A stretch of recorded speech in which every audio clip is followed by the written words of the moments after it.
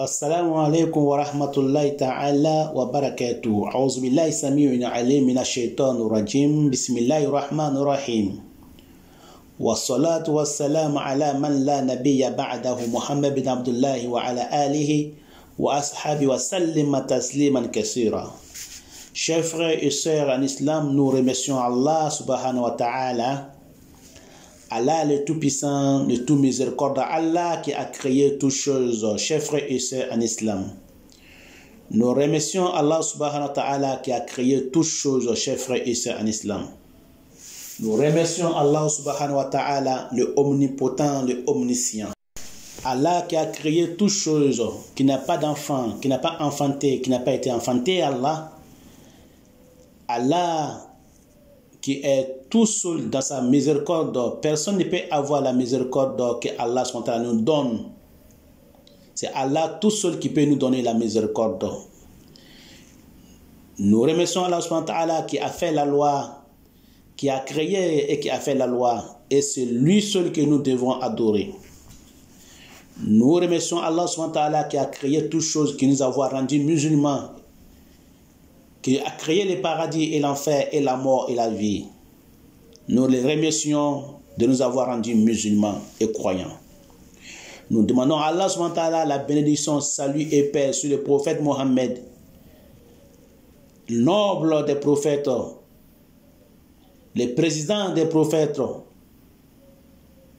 les bien-aimés des prophètes et l'homme choisi parmi tous les hommes par Allah subhanahu wa ta'ala, Mohammed, qui est meilleur des hommes, meilleur des créatures. Mohammed qui sera nous sauver le jour de la résurrection, qui va intercéder en nos faveurs le jour de la résurrection. Nous demandons à Allah subhanahu wa ta'ala salut, bénédiction et paix sur lui, ainsi que sa famille et ses nobles disciples et tous ceux qui vont le suivre jusqu'au jour de la résurrection. Chers frères et sœurs en islam, nous parlons aujourd'hui saison 2, épisode 12 de l'interprétation des rêves. L'interprétation des rêves selon l'islam et la sunna du prophète Mohammed sallallahu alayhi wa sallam. Donc, nous vous parlons aujourd'hui de 4 images encore, chers frères et sœurs en islam. Qu'Allah fasse que soit bonheur pour moi et pour vous. Amin, amin. Donc, nous sommes toujours sur épisode 12 de l'interprétation des rêves selon l'islam et la sunna du prophète. Nous parlons du sanglier. Le cochon et sanglier sont de la même famille. Le cochon et sanglier, ils font les mêmes interprétations. Peut-être ça va diverger un peu, mais sinon c'est les mêmes interprétations selon l'islam. Sanglier, nous parlons d'une femme ou d'un homme prostitué. D'une femme ou d'un homme prostitué. Quand elle est femelle ou quand elle est mâle. Et ça nous parle d'un homme malfaiteur, un gangster, un brigand. Et ça nous parle aussi d'un homme maudit par Allah et maudit par les hommes. Si le rêveur voit qu'il a égorgé un sanglier ou un cochon, ou que ce soit femelle ou mâle, ça nous parle qu'il prendra un homme malfaiteur comme allié. Quand il voit qu'il a égorgé un sanglier ou il a égorgé une sanglier ou bien un cochon, une cochonne dans les rêves, ça veut dire qu'il va vaincre un ennemi, ou quand il voit que le sang coule, ça parle de l'interprétation diverge là. Ça veut dire que quand il voit qu'il a égorgé un sanglier ou un cochon, femelle ou mâle, il va vaincre un ennemi, ou il va prendre un ennemi comme allié parmi les gens qu'il n'aime pas, ou il va forniquer avec une prostituée quand il voit qu'il a égorgé une femelle sanglier ou un cochon femelle. Mais quand il voit qu'il a égorgé un mâle cochon, ça veut dire qu'il va vaincre un ennemi. Il va vaincre un ennemi et sera sauvé d'un mal des hommes. Mais s'il révèle qu'il voit qu'il a égorgé une femelle sanglier ou une cochonne, ça veut dire qu'il va forniquer avec une prostituée.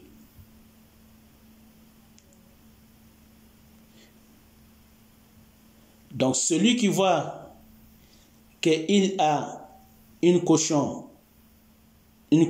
ou bien un cochon à main ou bien un sanglier à main, qu'ils marchent ensemble, ça veut dire qu'il prendra comme allié un homme malfaisant. Quand il voit qu'il marche avec une cochonne ou bien qu'il marche avec un sanglier ou bien un cochon, et ils marchent ensemble côte à côte, ça veut dire qu'il prendra un malfaiteur ou bien un gangster comme allié. Et quand il voit qu'il a égorgé, c'est là parle des accouplements, forniquera avec une femme prostituée sexuellement. Une prostituée ou bien un homme prostitué. Si les rêveurs voient qu'il mange du sanglier ou du cochon, il mangera l'argent illicite. Il utilisera l'argent illicite. En un mot, l'argent usurier. Ou il travaillera toute sa vie dans une banque de l'usure ou dans une entreprise de l'usure où il mangera toute sa vie de l'usure, l'argent interdit. L'argent interdit, l'usure veut dire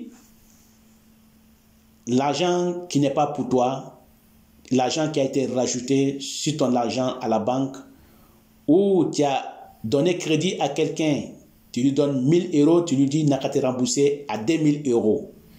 Ou bien tu lui donnes un sac de riz, tu lui dis n'a qu'à te remplacer à 4 sacs de riz. C'est ce qu'on appelle l'usure. Donc l'argent, il usurier, la personne, il mangera l'usure toute sa vie. Donc l'interprétation du rêve du cochon, ça diverge plusieurs fois. Donc peut-être nous allons vous donner encore plus de détails dans nos prochains épisodes à venir, Inch'Allah Ta'ala. Qu'Allah fasse qu'il soit bonheur pour moi et pour vous. Nous passons avec l'image, deuxième image qui parle que nous parlons des tentes de campement. La tente de campement. Donc, chers frères et sœurs en islam, quand on voit la tente de campement, ça nous parle de la pauvreté.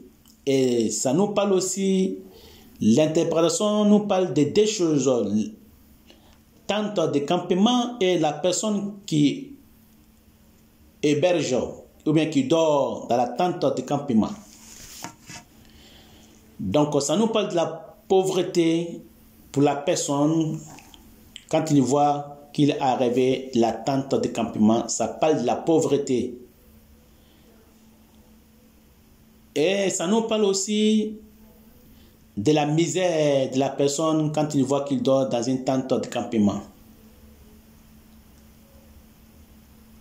Et ça nous parle d'un homme aussi qui se détourne de son plaisir et de son désir. Ça nous parle d'un homme qui se détourne de son plaisir et de son désir. Et de tout ce qui est illicite, interdit par Allah. Si les rêveurs voient qu'il lui-même a construit une tente, il construira une mosquée à l'avenir, où il mémorisera le Coran, où il aidera à construire des mosquées à l'avenir. S'il rêvait voir une tente s'écrouler, il oubliera le Coran qu'il a appris ou ne mimosera pas le Coran. Quand il voit qu'il a mémorisé le Coran et qu'une tente de campement s'écroulait sur lui et il était en bas au moment où la tente s'écroulait, ça veut dire qu'il oubliera la moitié du Coran qu'il a appris. Et s'il n'a rien appris du Coran aussi, ça veut dire qu'il ne mémorisera pas le Coran. Ou bien il sera avide de la science. Et ça nous parle aussi de la prospérité et de la chance pour le croyant, mais malheur pour les mécréants. Et sachez que le propriétaire d'une tente, ça nous parle d'un savant, adorateur de Allah, un homme sage, un homme doué d'intelligence, un homme aimable et un homme qui donne le dos au désir de ce monde. Voilà l'interprétation du rêve de la tente de campement. Qu'Allah fasse qu'il soit bonheur pour moi et pour vous. Amin. Amin.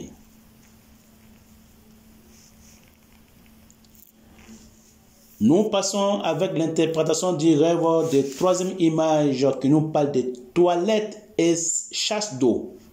Toilettes et chasse d'eau. Ça nous parle des maisons des démons. Si le rêve voit qu'il est assis sur les toilettes, il s'assiera avec des mauvaises personnes. Quand il voit qu'il est assis sur une toilette, il va s'asseoir à l'avenir avec des mauvaises personnes. Ça nous parle d'un lieu où on cache beaucoup d'argent en secret. Aussi, quand il voit les toilettes fermées. Si le siège ça nous parle des sièges des notables, des rois et des présidents ou des hommes impurs. Ça nous parle de les sièges. Ça nous parle aussi des sièges des grandes personnes de ce monde, des fortunés de ce monde. Et ça peut nous parler aussi d'une cachette des voleurs. Ou ça peut nous parler d'un voleur. Ça nous parle aussi du gaspillage dans la maison d'un homme aisé, bourgeois ou roi. Ça nous parle de cet gaspillage. Ça veut dire que quand on rêve de ces gens de rêve, ça veut dire que dans la maison du roi ou du fortuné bourgeois, il y a beaucoup de gaspillage, qu'ils mangent à la faim et jettent la nourriture, qui gaspillent l'éclairage, le courant, qui gaspillent la nourriture, qui achètent des habits qu'ils ne portent jamais, des chaussures qu'ils ne portent jamais, des accoutrements qu'ils ne portent jamais, et ils ne donnent aussi pas aux voisins. Donc ça parle du gaspillage dans la maison d'un fortuné ou d'un homme impur. Ça nous parle aussi, chers frères et sœurs, en islam, la chasse d'eau nous parle d'une fortune mal acquise. Une fortune mal acquise. Voilà l'interprétation du rêve des toilettes. Qu'Allah fasse qu'il soit bonheur pour moi et pour vous. Amin, amin, amin. Nous passons aux quatrième image qui nous parle de la bague ou des bijoux. La bague en or, en argent, en métal en rubis, en diamant. Donc tout a un thème des bijoux, des chaînes, des bracelets. Ça nous parle du mariage, ça nous parle d'une force et une puissance. Ça nous parle aussi d'une jeune fille servante. Si le rêveur voit qu'il a acheté une bague, il se mariera avec une jeune fille vierge. Et si le rêveur voit qu'il a cassé une bague, il se séparera avec sa femme. Ou bien il va avoir un divorce entre lui et sa femme, car la bague est cassée. Il y a un défaut. Si le rêveur est un homme puissant, qui a la force, et s'il voit qu'il perd une bague, il a perdu sa bague, il a égaré sa bague ou son bracelet, ça nous parle qu'il perdra sa puissance ou sa fortune, quel que soit l'état de la vision qu'il fait. Donc, quand un homme ou bien une femme voit la bague dans la main, dans sa paume, ça veut dire qu'il va se fiancer, il aura une fiançailles. Mais quand la bague est mise dans ses doigts, ça parle du mariage. Donc, tout défaut que la bague ou le bracelet ou la chaîne peut avoir, les défauts parlent de le contraire du bonheur de la bague. Mais quand la bague ou la chaîne ou le bracelet est intact, sans défaut, ça parle du bonheur, de la chance, de prospérité. Ça parle aussi d'une vie fructueuse pour la personne qui voit la bague en bon état ou les bracelets en bon état. Qu'Allah fasse que ce soit bonheur pour moi et pour vous dans ce monde du suba et l'au-delà. Amin, amin, amin. C'était l'interprétation du rêve, saison des 12e séance, 12e épisode, selon l'interprétation du rêve en islam et la sunna du prophète Mohammed. Sallallahu alayhi wa sallam. Qu'Allah fasse que ce soit bonheur pour moi et pour vous et pour tout le monde. Qu'Allah fasse que nous soyons parmi les croyants sincères et pieux. Chers frères et sœurs en islam, je vous remercie toujours pour vos bonnes écoutes et intentions d'avoir écouté la parole d'Allah subhanahu wa ta'ala. Plus d'épisodes sur notre chaîne YouTube, voici ma voix, en français, en arabe et en djoula, langue d'Afrique, Sénégal, Burkina Faso, Côte d'Ivoire et Mali et Guinée. La langue djoula. Nous vous remercions, chers frères et sœurs en islam, et au prochain épisode. Et succès. Wa ila lika. Assalamu alaikum wa rahmatullahi ta'ala wa barakatuhu.